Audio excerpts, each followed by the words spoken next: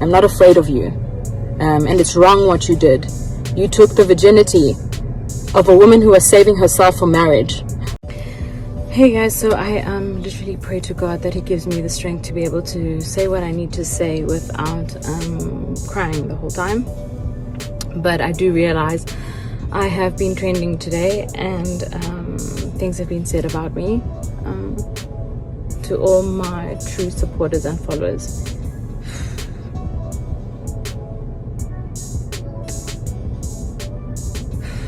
I honestly feel like you guys know the core and the essence of what I am, so I would be doing myself a disservice by not saying something. I think probably what I did wrong in the past is brush all of this under the carpet and not say anything, just because I don't like drama.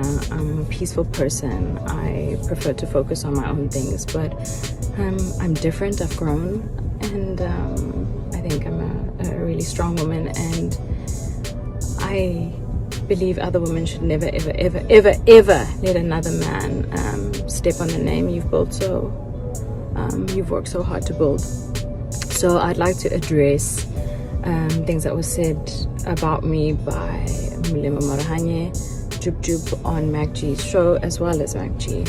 Okay, so there's three things that I mainly want to address. The first was saying that he smashed me. First of all, Mulema, you raped me.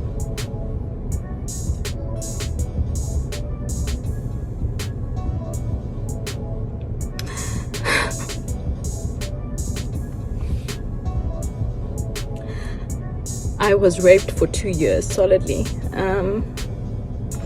So please don't make it sound like it was a relationship. I was absolutely afraid to leave. Afraid of the power that your mother had in being around you at the time. I was aware of the stifling and sifting of money your mother was doing with Oprah. So and also what you guys did in terms of muti and medicine, which you made me believe my life would be a danger if I spoke up. So no, you didn't smash me. You forcefully opened my legs and forced yourself on me numerous times for 2 years, and made me believe I had no way out. In that time, I had an abortion, of course, because there was absolutely no way I would have a child that was forcefully given to me. And the most painful part about all of this is that I was a virgin. And I told him at the time, I had told JUB JUB that I was a virgin, and I planned to be a virgin until the day I got married. And the first time he raped me, the next morning, I had been trying to get hold of my friend the whole night who lives in my building, but the next morning when he eventually did open the door, and he can be a testimony to this, is Richard Lukunku, you know, I came to you because I didn't know what to do, and I came to you crying for help. I was afraid, so afraid. And I'm telling this story because, you know what, I genuinely believe that God allows certain things to happen. Your journey or the burdens that you face or the things that you go through, they happen for a reason, guys. And I genuinely believe this burst or this thing that's happened is for me to empower other women, to let them know to, one, never accept emotional abuse and rape the way that I did for 2 years straight. And also, if it has happened to you, turn your life into something really, really strong and powerful, which I have done, and I've really tried to mind my own business. But what I will not stand for is for you to degrade my name. I don't understand why you have an interview and you have to speak about me. You are at such a low point in your life that you should actually be spending your time apologizing for the children that you killed because you were high. Instead, you are trying to bring my name, that I've worked so hard to build the success that I have, okay? The woman that you knew back then, she doesn't exist, okay? I'm no longer afraid. You cannot bring me down, break me apart. Yes, you may have raped me for 2 years solidly, and I want people to know the criminal that you really are. I really wish, you know, that you served a longer jail time, that you were still in prison. You know, just to describe, I've actually never spoken about this. I've never even opened about, I've told my husband in bits and pieces of this time in my life, because I think I actually blocked it out because it was so traumatic to me. But he would do things like wait for there to be people to rape me, because it got boring just to rape me plain and at home. I remember the one time I had my siblings visiting from school, and he would do it while they were around in the same room so that I wouldn't scream, you know. I want people to know the kind of person that I dealt with. God, this is so not on brand. You know, so I will not allow my name to be dragged in the dirt, and to have some man speak about me like, you're so smooth, you managed to smash me. You didn't smash me, you raped me. You raped me, and I was still a good enough person, and I never ever spoke about it. I focused on my own and carried on with my own life. But what I will not do is let you destroy my name. I wrote a few notes so that I don't forget everything. And the other thing that you said is I left you because I saw a picture with Kelly. I just want people to know that I left because he tried to kill me. He suffocated me. He literally suffocated me. And I remember that day so vividly. It was like I prayed to God for the strength to kick him off, which I did. He had locked all the doors. He would lock me in the house sometimes, take my car, monitor my movements. I was in varsity at the time. I would not always be allowed to have my own car. I would not be allowed certain friends.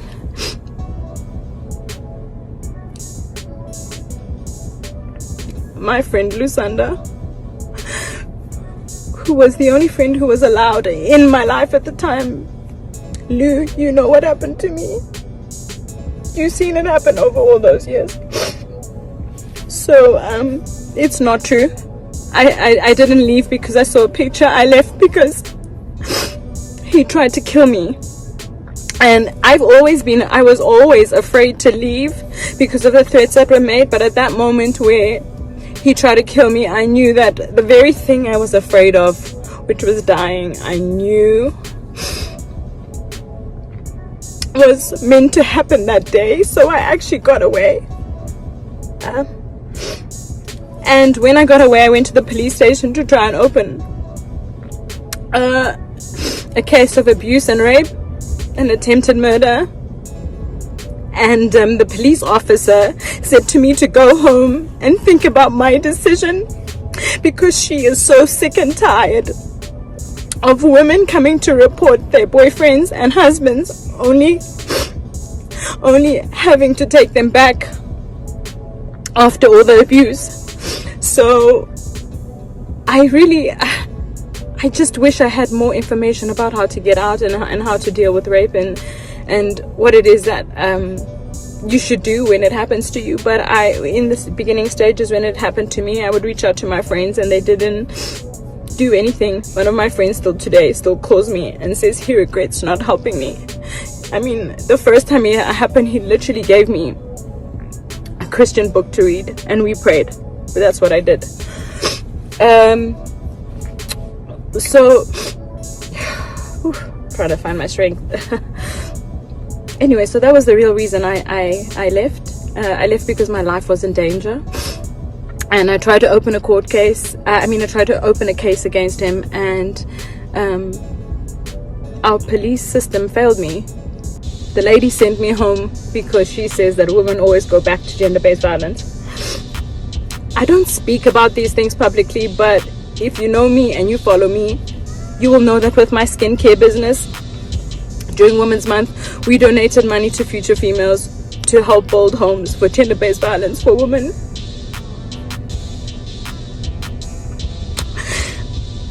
For women who have been victims to gender-based violence. This is a cause I am extremely passionate about.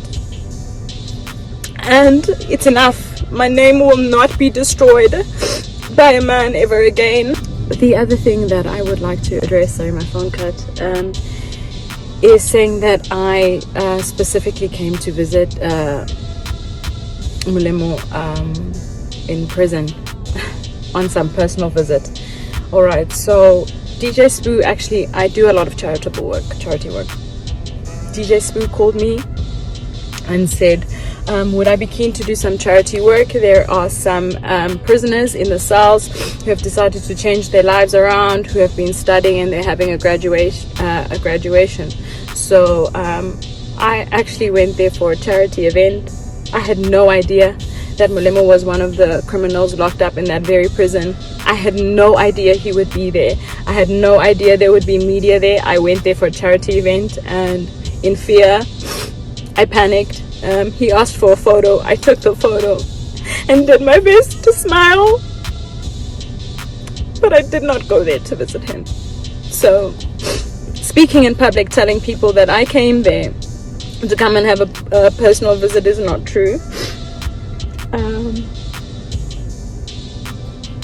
The other thing I want to say is, one of his close friends had reached out to me because there was a funeral, and he said to me, Amanda, hey, we haven't heard from you in a long time. You know, what happened to you? And I said, well, you know, to be blatantly honest, your friend has been raping me. I endured rape for 2 years, so I don't ever want to see him again. And he said, why didn't you say something? Because we've had so many out-of-court settlements for him doing similar things to different women. So, Mac G, Mulemo, Marohanyo, JUB JUB, both of you, for the fact that you, especially Mac G, you find gratification of not verifying facts for your own personal gain and financial standing, when you could potentially be destroying people emotionally, not knowing what they have been through. I urge any woman who have been abused, raped by both Magji or Mulemo to come forward. And Kelly Kumala, I just want to say, I believe you. And I think you're an incredible mom. I don't need to know the details because I endured the trauma myself. And I know you probably fought to be alive too. So, you know, any woman who've endured any abuse from Magji, from Mulemo JUB JUB, because I genuinely believe that it takes an abuser and someone who condones gender-based violence to have been able to conduct an interview like this and to speak of women in such a manner. It is 2021, guys. It is not okay anymore. Okay, we may have accepted your abuse before. Our parents and grandmothers before us may have accepted it, but this stops here. Okay, I am the example. If there's any of those women who have been abused by these men, I urge you to please DM me, come forward, and we will fight them together, because I'm not afraid anymore. Okay, and evidently they're using my name in their interviews for relevance, because I'm quietly focusing on my career, which is very successful at that. God has been so good and gracious to me, but I also believe that God would have not allowed these things to happen to me if there wasn't a purpose and a reason for it. Okay, so if you've gone through this by these men, please reach out to me and we'll fight them. We have a very big problem of gender-based violence in this country, and I think that the change will only start if we start to speak up. It needs to stop, guys. It's not okay, and you need to know that if you have been a victim of this and this has happened to you, you have not done anything wrong. And it is absolutely okay to stand up for yourself, and it doesn't matter what anybody thinks. And don't worry, my biggest thing was, would people believe me? That was my biggest thing. And the second thing was, would it affect my work? You know, as a female, I genuinely believe we're always fighting double time against